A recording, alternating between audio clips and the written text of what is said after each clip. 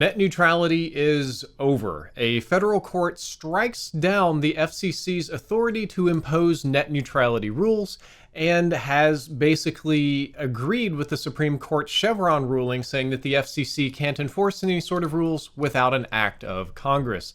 Given how our Congress is and how the incoming head of the FCC has vowed to absolutely kill anything that even resembles net neutrality, this battle is lost. This is a story that I've been covering for over a decade now, and this might be the final chapter, or at least the final chapter for a while. Net neutrality is absolutely toast. So what happened is that the Sixth Court of Appeals ruled that the FCC lacks the authority to regulate wireless and home broadband services under the same set of rules that traditionally govern telephone services, because traditionally we tried to regulate these as a public utility, as something that the public would have a right to access if you live in this country. However, the Sixth Circuit Court of Appeals said that the access to the internet is not a utility, and it's also not a traditionally governed telephone service, and therefore is not subject to the control of the FCC.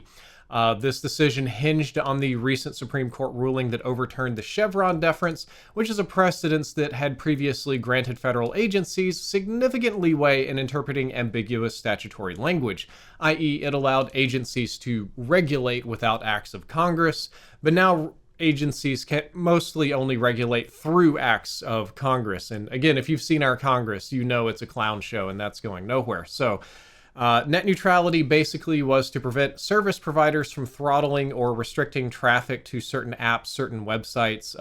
Basically, if somebody were to control at your ISP level, Cox, Comcast, AT&T, and let's say AT&T got a deal to only show videos from Dailymotion, and Dailymotion paid more and YouTube didn't get that contract. If you're an AT&T customer, you cannot access YouTube at all. It's gone.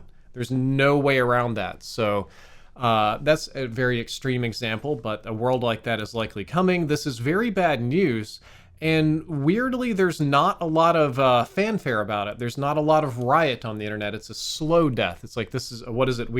The world doesn't go out with a bang, it goes out with a whimper. Well, so does net neutrality.